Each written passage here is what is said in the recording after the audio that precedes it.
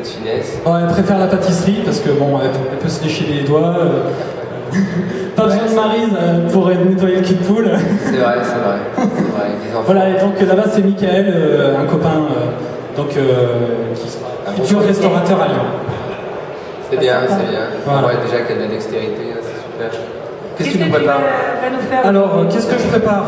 Bon, moi je suis niçois et j'ai un restaurant en Dordogne. Donc j'aime bien faire un peu de fusion de ces deux cultures culinaires. Donc j'ai choisi le rouget et j'ai choisi le magret de canard et le foie gras, évidemment. Donc en fait, le rouget va être farci avec du foie gras cru, une petite tombée de roquette, parmesan, et il va être entouré donc de la peau de canard. Et ensuite rôti.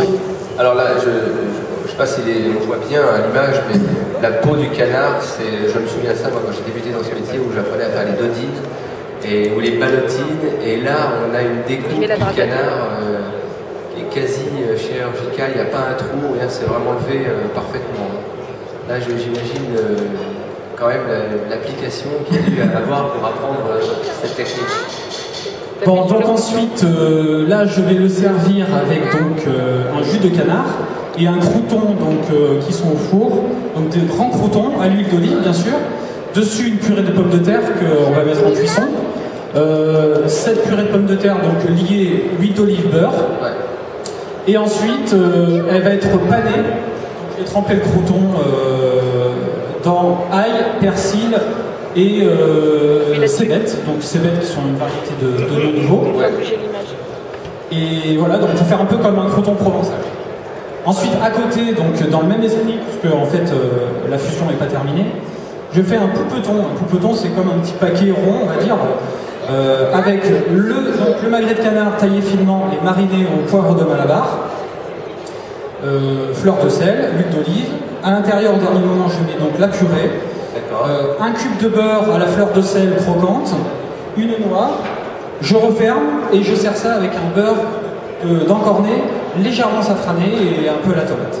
Génial, c'est incroyable des mariages que tu vas chercher, en même temps c'est des choix de produits qui ont déjà des ancrages de goût extrêmement forts. Tout à fait, oui, tout à fait. Encorné, beurre, le canard, le foie gras, il faut pas que tu bouges quand tu prends la photo, mais tu bouges dans la prochaine.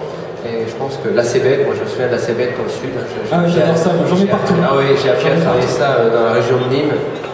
Quand j'ai découvert ce produit, c'est vrai que j'ai trouvé une affection très particulière, même à cru.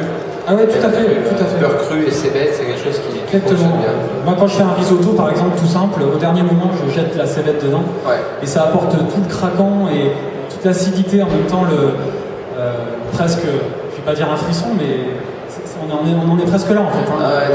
C'est ce que je disais hier à ma femme, qu'à travers les plats et la cuisine que je fais, en tout cas, j'essaye de faire passer dans le goût, les saveurs, les émotions du plat, toute l'adrénaline que m'a causé la création de ce plat et surtout de faire un plat, parce que moi je prépare jamais rien à l'avance, donc ça c'est quelque chose que j'ai jamais fait et je le fais exprès pour aujourd'hui.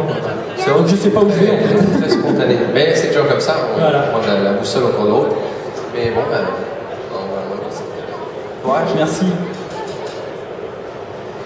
J'arrive Thierry, il y a malheureusement notre ami Wood qui doit nous quitter.